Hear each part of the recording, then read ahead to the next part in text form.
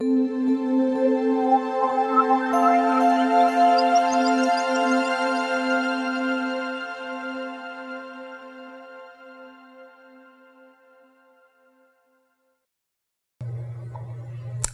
faites-vous des postures de yoga?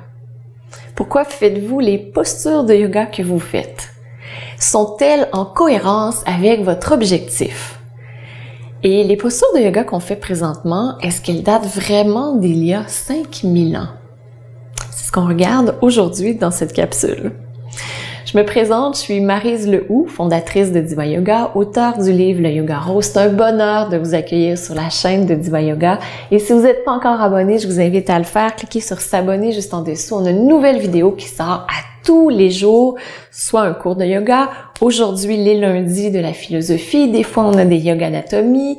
On parle de toutes sortes de choses, de méditation, de respiration, de stress, de santé, de sérénité, d'amour de soi également. Tout ce qui touche l'être humain dans sa profondeur. Et aujourd'hui, ce dont on parle, c'est pourquoi on fait du yoga. C'est une super bonne question à se poser.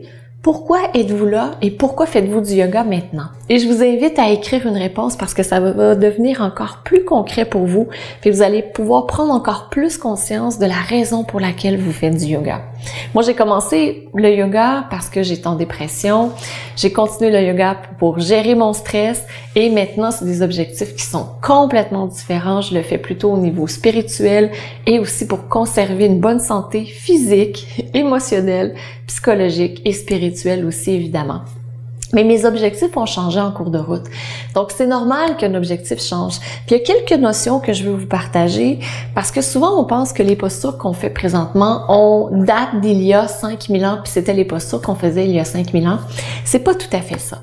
En fait, les postures qu'on fait présentement, environ 80% de ces postures, comme la salutation soleil, les guerriers, les triangles, toutes les postures debout, ou la grande majorité d'entre elles, en fait 80% des postures qu'on fait maintenant, datent d'il y a à peine 100 ans. Je sais que c'est, pour certaines disciplines, c'est beaucoup 100 ans, mais pour la discipline du yoga, c'est très, très récent si on considère toute l'histoire d'il y a 5000 ans.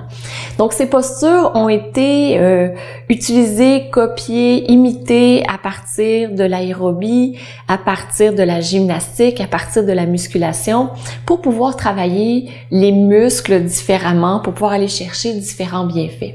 Ce qu'il faut tenir compte, c'est qu'il y a, je sais pas si on recule de 500 ans, il n'y avait pas de voiture, il n'y avait pas d'ordinateur, il n'y avait pas de smartphone, il n'y avait pas d'avion, il y avait pas de grue, il n'y avait pas ces objets qui nous facilitent la vie au niveau physique. Donc, on travaille physiquement beaucoup moins fort qu'il y a 500 ans, par exemple. Donc, mon opinion personnelle, c'est que dans ce temps-là, les gens travaillaient déjà fort au niveau physique et lorsqu'ils arrivaient pour pouvoir s'asseoir et être en état d'union, en état de yoga, ils n'avaient pas besoin de faire bouger le corps, faire bouger l'énergie.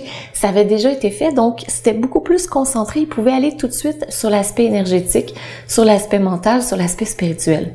Alors que le corps physique, c'est la base de la vie. Il a besoin de bouger et notre corps physique, dans notre société, bouge très peu. Donc, je pense qu'il y a une bonne raison pour lesquelles ces postures ont été ajoutées dans la panoplie de postures de yoga, d'asana qui sont disponibles.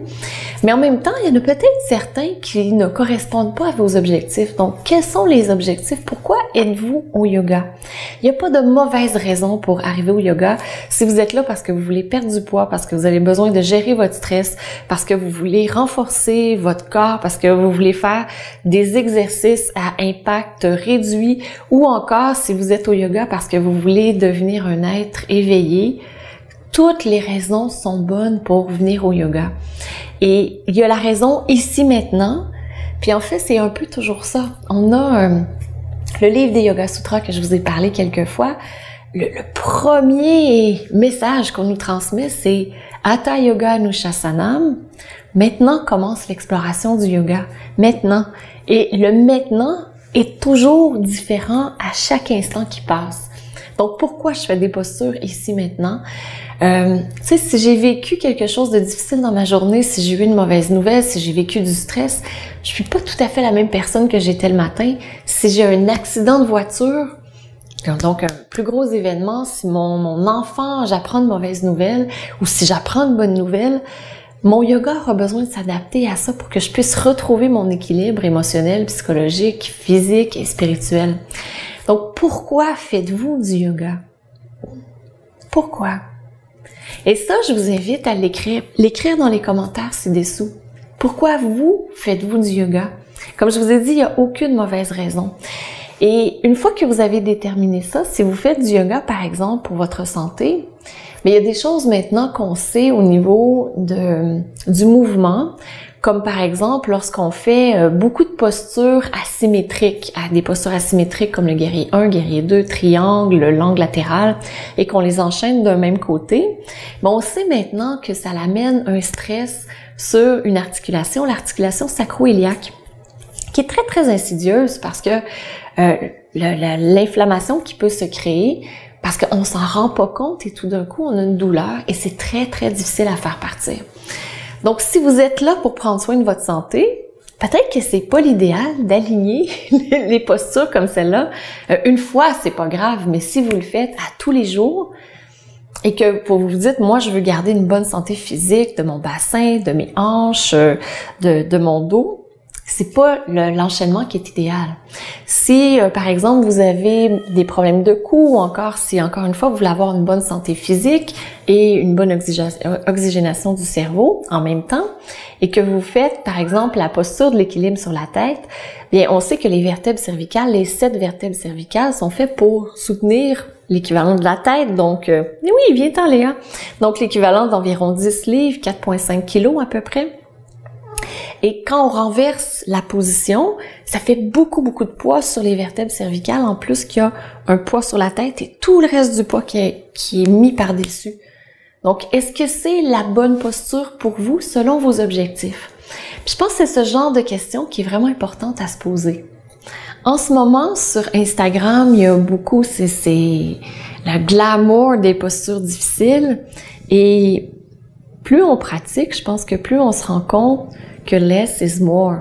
Keep it simple. Donc, de garder les choses simples, en faire moins donne plus de résultats, aller vers la profondeur, aller vers la forme tout d'abord plutôt que d'aller vers tout ce qui est dans l'expansion. Donc, comment je peux faire pour trouver mon centre et être vraiment bien centré, ce qui me convient à moi?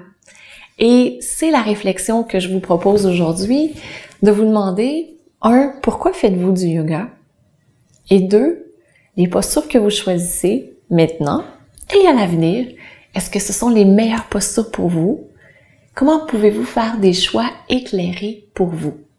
Donc, c'est sûr que dans le cadre de la chaîne Diva Yoga, je vous partage beaucoup d'informations, comme par exemple des erreurs qu'on fait dans certaines postures de yoga, comme le cobra, comme le guerrier, le chien tête en bas. Je vous partage Yoga Anatomie également pour que vous développiez cette capacité à apprendre à connaître votre corps. Donc, c'est toutes des choses qui sont gratuites sur Internet, sur la chaîne de Diva Yoga pour que vous puissiez comprendre comment ça fonctionne. Et je vous invite à écouter ces vidéos pour pouvoir choisir ce qui vous convient.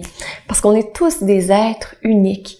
Et ça, c'est super important de le reconnaître. On a besoin de personnaliser notre propre yoga. Des fois, on a besoin d'aide pour le faire. Je vous invite à demander de l'aide à des professeurs de yoga compétents en qui vous avez confiance. Dans le cadre de la formation professorale, c'est ce qu'on fait. Les participants apprennent à développer leur capacité à déterminer plein d'options, puis ensuite de ça, à choisir l'option qui convient le plus à leurs élèves. Donc, je vous invite à aller dans cette direction, à choisir ce qui vous convient en fonction de vos objectifs. Et, comme je vous l'ai mentionné, écrivez dans les commentaires ci-dessous pourquoi êtes-vous au yoga et aussi pourquoi pas écrire, mais qu'est-ce que cette capsule vous fait prendre conscience? Parce que c'est toujours intéressant de vous lire. Donc, je vous souhaite une superbe journée. J'ai super hâte de vous lire. Et on se retrouve demain où je vous partage un test extraordinaire, très simple, pour connaître la santé de votre colonne vertébrale, qui est le cœur de votre posture de yoga. Je vous souhaite une magnifique journée et à demain. Namasté.